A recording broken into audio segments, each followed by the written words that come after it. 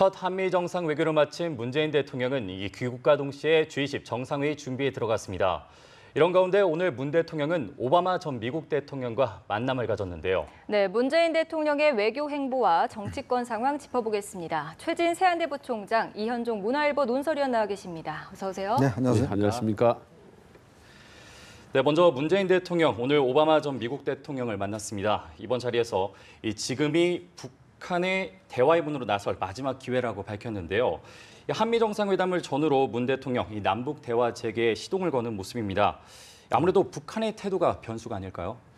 예, 변수는 변수인데 어찌할 수 없는 그런 이제 최악의 변수 아니겠습니까? 네. 그동안 이제 북한을 믿고 협상을 했지만 번번이 많은 우리들이 이제 시행착오를 이제 되풀이했습니다. 그래서 네. 저는 오히려 북한보다는 더 큰 변수는 중국이 아닐까라는 저는 개인적으로 생각을 해봅니다. 여러 가지 사드 문제라든지 복잡한 문제가 얽혀 있기 때문에 그래서 문재인 대통령이 이번엔 기회에 이제 방미에 대해서 우리 한미 간에 많은 이제 우위를 다지고 신뢰를 구축했기 때문에 미국과의 긴밀한 협조 속에 중국과의 관계 개선을 통해서 북한을 움직이는 그런 원모 심려 그런 전략을 썼으면 좋겠습니다. 예. 네, 중국에 좀 더 치중해야 된다는 말씀이신데 이현정 의원께서는 네. 어떻게 보고 계십니까? 일단 지금 이번 정상회담을 보면 네. 그 문재인 대통령은 일단 대화 쪽에 많은 방점을 지켰고 그다음에 트럼프 대통령 같은 경우는 북한에 대한 좀 압박 여기에 좀 이제 방점을 찍었지 않습니까? 네. 근데 전체적으로 보면 일단 남북 대화와 관련해서는 이제 트럼프 대통령이 문재인 대통령에 상당히 이제 좀 그 어떤 책임을 맡기는 듯한 그런 걸로 이제 비춰졌죠. 그래서 아무래도 이제 문재인 대통령 입장에서 본다면 이번 연말까지 뭔가 남북 대화에 좀 물꼬를 트고 싶어하는 그런 생각이 좀 강한 것 같습니다. 네. 그렇지만 이게 지금 현재 북한의 태도를 볼 때 북한이 뭐 불쑥 지금 뭐 대화에 응할 가능성도 저는 없어 보이고 또 그동안 우리가 사실은 이제 보상을 주면서도 실제로 아무것도 못 얻어내는 나쁜 보상을 사실 그동안 많이 해왔거든요. 그렇다면 이제 지금 앞으로 대화 국면에서는 북한에 그냥 무조건 나쁜 보상만 해줄 수 없는 그런 상황이지 않겠습니까? 네. 뭔가 북한이 변화하는 모습 보여야지만이 우리도 대화에 응할 수 있는 것이기 때문에 어떤 그런 여러 가지 좀 해결의 난제들이 꽤 많다고 봅니다. 그것도 뭐 미국과의 관계 속에서도 당장 이제 대화를 하려면 아마 북한은 오이사 조치 해제라든지 또 개성공단이나 뭐 금강산 관광 재개라든지 뭐 일단 이런 것들을 좀 들고 나올 가능성이 있어요. 자, 그랬을 때 과연 오이사 제재 조치를 과연 지금 미국이 이걸 예를 들어서 같이 해제할 수 있는 것인지 지금 미국은 보면 단둥은행에 대한 지금 제재에 들어갔지 않습니까? 점점 북한에 대한 좀 압박을 강화하고 있는 상황인데 만약 이걸 독자적으로 북한에 대한 압박들을 좀 느슨하게 한다라면 미국과도 충돌할 수 있는 지점이 충분히 있기 때문에 제가 볼 때 앞으로 아마 풀어야 될 난제가 꽤 많이 있다 이렇게 보여집니다. 네. 네. 문재인 대통령이 한미 정상회담을 마치고 귀국한 지 얼마 안 됐는데 이제 곧 G20 정상회의를 또 준비한다고 합니다. 아무래도 주요국들과 정상회담이 좀 눈길이 가는데 그중에서도 중국과의 만남이 제일 관심이 가는데요. 외교 현안이 산적해 있는데 어떻게 좀 풀어가야 될까요? 저는 좀 이제 리더십의 관점에서 말씀드리고 싶은데 오히려 미국의 트럼프 대통령 같은 경우는 상대하기가 우리 쉽습니다. 사실 정치에 입문하지 어떻게 보면 대통령이 된 지가 얼마 불과 2, 3년밖에 되지 않습니까? 네. 거기다가 상당히 이제 아주 외향적인 불도저 같은 스타일이기 때문에 이런 스타일의 어떤 대통령은 문재인 대통령이 상당히 차분하고 용의 주도하게 대처하면은 어렵지 않게 협상력을 이끌어낼 수 있습니다. 거기에 비하면은 중국의 시진핑이나 일본의 아베 같은 경우는 상당히 노련한 그런 백전노장입니다. 특히 시진핑 같은 경우는 이제 과거에 그런 하방 운동을 했고 밑에서부터 쭉 올라왔던 그야말로 아주 노회한 그런 불곰 같은 스타일이거든요. 네. 그래서 트럼프와는 달리 시진핑이라든지 이 아베를 만날 때는 문재인 대통령이 훨씬 더 적극적으로 우리 이 입장을 개진하고 설득하는 그런 노력을 더 많이 해야 될 겁니다. 아마. 네. 그래서 트럼프로부터는 우리가 이 얘기를 듣고 용의주도하게 대응을 했다면 시진핑이나 아베에 대해서는 사드라든지 위안부 문제에 대해서 훨씬 더 적극적으로 우리 대한민국 입장을 좀 개진하는 그런 설득의 그런 리더십을 더 발휘하는 것이 심리학적으로 좀 더 유리하다. 리더십 차원에서 그런 스킬을 한번 말씀드렸습니다. 네, 알겠습니다. 다음으로는 국내 정치권 상황 짚어보도록 하겠습니다. 국민의당이 문준용 씨 의혹 제보 조작의 진상조사 결과를 오늘 발표를 했습니다. 먼저 관련 영상 보시고 대담 이어가도록 하겠습니다. 선거 조작과 관련해 당의 직접적인 개입이 있었는지 여부에 관한 종합적인 결론은 이유미의 단독 범행으로 잠정 결론 짓고 박지원 전 대표나 안철수 대표가 이 사건에 관여하였거나 인지하였거나 조작된 사실을 인지하였다라고 보여줄 만한 어떠한 증거도 진술도 발견하지 못했습니다. 제 인생에 조작이라는 단어 없습니다. 나는 이준서, 이유미 씨 자체를 모르기 때문에 모르는 사람하고 무슨 조작을 하겠습니까? 나에게도 국민의당에도 조작은 없습니다. 조작은 국민의당을 비난하고 싶어하는 사람들의 마음속에 있는 겁니다. 저는 이유미 씨한테 어떠한 조작 지시도 한 적도 없고 압력도 가한 적이 없습니다. 또한 여러분께서 알고 계시는 윗선에서 지시했다는 사항이 있는데 그 부분도 전혀 사실과 다릅니다. 이상입니다.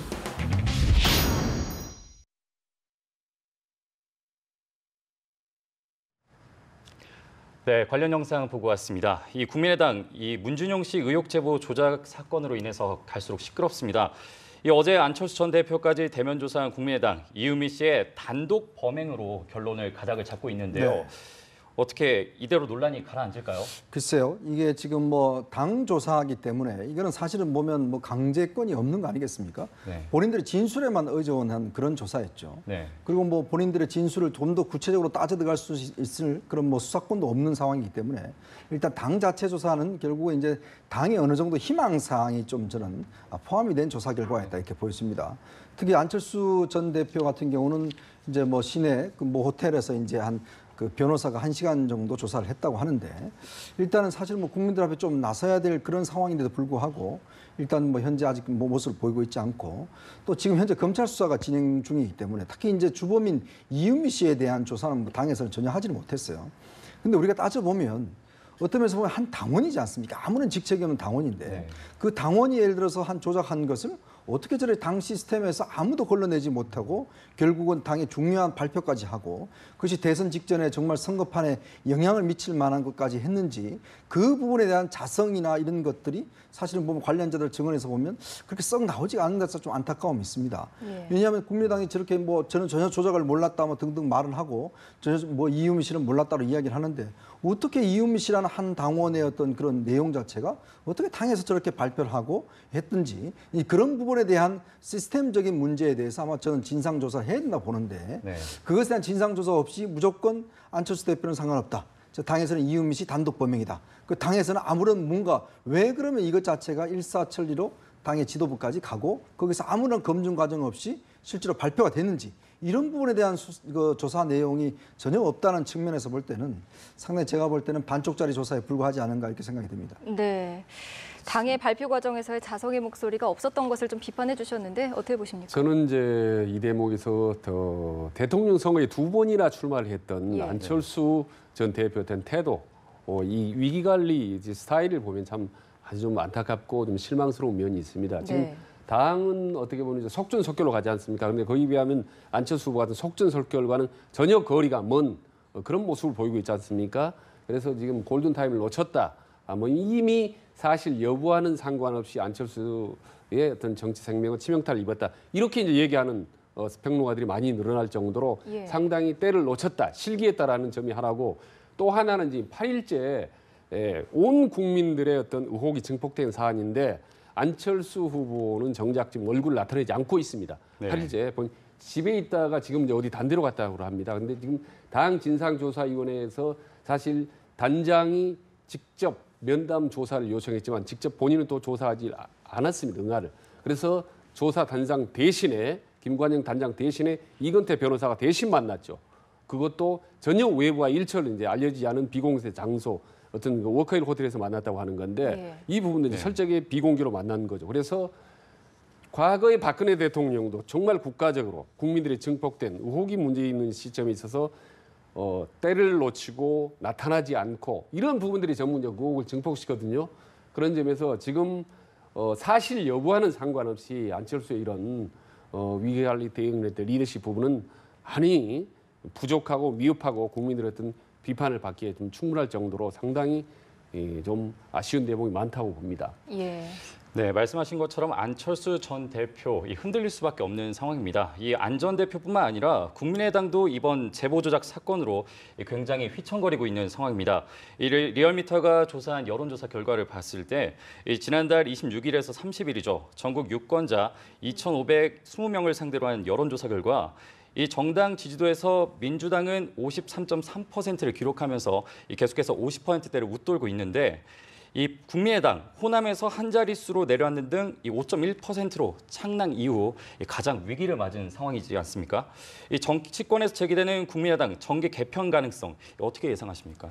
지금 당 주변에서 밑바닥이 상당히 그런 정계 개편 가능성, 그다음에 국민의당 와해설, 네. 해체설들이 지금 파다하게 나돌고 있습니다. 방금 말씀하셨다시피 지금 민주당이 53.3%, 국민의당 5%는 10배입니다. 네. 지금 과거 아무리 정치적으로 힘들었더라도 이렇게 한 정당 간에 10배 이상 차이가 난 경우가 없었거든요. 그만큼 위기이고 실제로 지금 정치 현장을 보면요. 지금 국민의당의 어떤 안방이 호남 아니겠습니까? 네. 호남이 사실 심각하게 흔들리고 있습니다. 지방의원들의 어떤 탈당이 일부 이루어지고 있고 집단 탈당을 위한 그런 움직임들이 지금 하루하루 시시각각 지금 일어나고 있거든요. 어떻게 보면 지금 겨우 본물을 지금 막고 있는 상태입니다. 그래서 검찰 조사 과정이나 이후에 이런 의혹들, 이런 부분들이 조금만 더 확대되거나 확산되면은 한꺼번에 뚝이 무너지듯이 국민의당의 어떤 안방부터 혹은 기둥 뿌리가 하루아침 우르르 무너질 수 있는 그런 아주 위험스러운 상황이라고 봅니다. 예. 자, 자유한국당 이야기 좀 해보겠습니다. 6개월 동안 비상대책위 체제로 운영이 됐는데 오늘 새 대표로 홍준표 전 경남지사가 선출이 됐습니다. 지금 여러 가지 과제가 있는데 우선 홍 대표가 그 취임 일성으로 혁신을 이야기했지 않습니까? 네. 앞으로 좀 어떻게 풀어갈 거라고 보십니까? 글쎄요, 뭐 일단 압도적인 일단 수로 당선되긴 했지만 과연 이제 지금 여러 가지 과제가 너무나 많은 것 같아요. 홍 대표가 풀어가야 될 과제가 많은데 특히 이제 본인과 관련된 일대 문제. 저는 예를 들어서 지금까지 보여줬던 그런 여러 가지 좀 당 대표로서의 어떤 좀 품격이라든지 일단 그런 것 자체가 일단 문제가 될 것이고요. 예. 뭐 지금 혁신을 이야기를 한다고 하는데 일단 혁신보다는 좀 내부에서 아마 지도력을 좀 세우는 게 저는 가장 급한 일이 아닌가 싶습니다. 물론 이번 전당대 결과를 보면 상당히 압도적인 결과였지만 그러나 또 현역 의원들 사이에서는 여전히 사실은 뭐 친박의 세력이 강하고 또 홍준표 대표의 당내 기반 자체가 좀 약하지 않습니까? 그리고 물론 이번에 선거에서 일단 이철우 그다음에 유해의 그 최고위원 같은 경우는 뭐 친홍 인사로 분류가 되고 있죠. 나름대로 어떤 진용을 갖추긴 했습니다만은 상당히 어떤 지도력 자체가 상당히 약체라는 좀 평가를 면할 수가 없는 것 같아요. 그러면서 비춰봤을 때는 일단 홍준표 후보가 당내의 안정적인 리더십을 확보하는 게 저는 가장 우선적인 것 같고 그런 상황에서 이제 당의 어떤 좀 개혁을 해야 되는데 1차적으로 본다면 지금 당 개혁 자체가 지금 이런 복잡한 상황에서 과연 제대로 될 수 있을지 그리고 또 과연 또 여기 협조를 할지 그 자체가 상당히 문제인 것 같습니다. 일단 뭐 지금 현재로서는 강력한 대여 투쟁을 통해서 당내 어떤 분란을 좀 잠재우려고 하는 것 같은데 일단 그거보다는 일단 보수의 가치를 과연 무엇인지 또 이것을 어떻게 세울 것인지 저는 이것부터 좀 논의를 해봐야 된다고 보거든요. 사실 이번 경선 과정에서 보면 지난 탄핵과 그다음에 저 선거 패배 이것에 대한 어떤 원인이라든지 이것에 대해서는 제대로 된 규명이 아직 이루어지지 않았습니다. 그리고 또 보수의 가치를 어떻게 할 것인지 이런 부분에 대한 당내의 어떤 반성과 혁신이 이루어지지 않았거든요. 그렇다고 한다면 이런 것들 과연 이제 앞으로 어떻게 해나갈 것인지가 저는 홍준표 대표가 풀어가야 될 가장 우선적인 일이 아닌가 싶습니다. 저도 이제 비슷한 맥락인데요. 그 풀어야 될 과제 저는 1호를 꼽는다면 자유한국당의 어떤 굴레 벗기라고 보는데 말하자면 자유한국당 하면 박근혜당, 친박당 이 이미지를 어떻게 보느냐가 최대한 과제라고 봅니다. 사실 대선에 패배했던 것도 박근혜당의 이미지, 어떻게 보면 친박의 이미지가 강했기 때문에 아주 무거웠기 때문에 결국은 대선에서 이제 완패를 했다고 보는 거고요. 이 부분을 홍준표 후보가 어떻게 변화시키느냐가 제일 가장 중요한 이제 과제라고 봅니다. 이 과정에서 홍준표 리더십 스타일도 변화를 해야 되겠죠. 지금까지는 상당히 치고 나가고 팍팍 튀어서 국민들의 이목을 이제 끄는 그런 인파이터의 모습으로서는 충분히 성공을 거뒀는데 이제는 뭔가 좀 듬직하게 어떤 국정 미래를 어떤 비전 제시할 수 있는 그런 어떤 제1야당의 믿음직한 지도자라는 어떻게 보면 이제 아웃복서로서 어떤 이미지를 어느 정도로 보완하느냐 하는 것도 이제 나머지 하는 중요한 관전 포인트라고 봅니다. 네, 알겠습니다. 이 전당대회 슬로건을 달라질게요라고 한 자유한국당. 이 새 대표를 선출한 만큼 향후 전국 어떻게 타파해 나갈지 지켜봐야 할 것 같습니다. 네, 이번에는 추가 경정 예산 관련 이야기를 해보겠습니다. 이 여야 대치로 답보 상태를 이어가던 추경. 이 국민의당의 청문회 추경 분리 대응 방침으로 이 다소 숨통이 트이는 모습입니다. 하지만 자유한국당과 바른정당 여전히 연계하겠다는 입장인데요. 여기에 대한 청와대의 반응 어떻게 보십니까? 일단 이제 추경 문제는 일단 국민의당이 좀 태도 변화가 있었던 것 같아요. 네. 아무래도 국민의당이 지금 당내 여러 가지 지지도 추락이라든지 또 특히 호남 여론을 생각할 수밖에 없는 상황에서 마냥 지금 여당에 반대만 할 수 없는 상황이기 때문에 아마 일단 인사청문회와 추경을 분리하겠다는 입장 같은데 지금 사실 복병이 있습니다. 왜냐하면 지금 김상곤 후보자에 대해서는 이제 청문 보고서 채택이 됐지만 네, 됐죠. 지금 이제 송영무 국방장관 후보자나 그다음 조대엽 고용노동부 장관 후보자 이 문제에 대한 이제 청문 채택, 이 청문 보고 채택 이게 네. 지금 사실 남아 있거든요. 결국 근데 아마 대통령이 이제 5일 날 출국하시지 않습니까? 그렇다면 이 예를 들어서 출국하기 전에 만약 이제 임명을 강행할 경우는 상당히 국회 자체가 파행으로 갈 수밖에 없는 상황이라고 봅니다. 예. 아마 청와대도 지금 뭐 예의주시를 하고 있을 텐데 일단 청문 보고서가 오늘까지 안 왔기 때문에 아마 내일 다시 재요청을 하고 그래도 안 온다라면 5일 전에 임명하고 갈 가능성이 좀 높다라고 보여지거든요. 그렇게 일단 3명의 후보에 대해서 전체가 다 임명을 하고 간다면 지금 야당의 반발을 과연 지금 꺾을 수 있을 것인지 일단 뭐 국민의당은 일단 뭐 협상을 한다고 하지만 네. 나머지 2개 정당이 지금 반대를 할 경우에 사실 추경 예산의 통과는 상당히 힘들어지는 상황이 아닌가. 네. 그래서 아마 이 인사 문제를 과연 청와대가 어떻게 푸느냐에 따라서 실질적으로 이제 추경 문제도 풀리는데 이제 어떤 방향이 설정이 될 것 같다 이렇게 좀 예상을 해봅니다. 저는 이제 자유한국당도 청문회와 추경 분리 전략으로 나올 가능성이 상당히 좀 높다고 봅니다. 네. 네. 지금 오늘 홍준표 체제가 출범을 했지 않습니까? 제가 주위에 이렇게 최측근들하고 의견을 이제 종합해 보면 기존의 자유한국당 체제가 강경 일변도로 왔다면 이제부터는 상당히 선택과 집중을 하겠다. 말하자면 청문회와 정책을 분리하겠다라고 이제 얘기를 했거든요. 근데 청문회에 있어서도 선택과 집중, 말하자면 강력하게 반대할 사람은 반대하고 또 우리가 흔쾌하게 통과할 사람은 우리가 통과시켜주고 하는 이렇게 강원 양면 전략을 써주겠다는 겁니다. 과거는 상당히 좀 완화된, 좀 유화된 부드러운 그런 이제 전략을 구사한 거죠.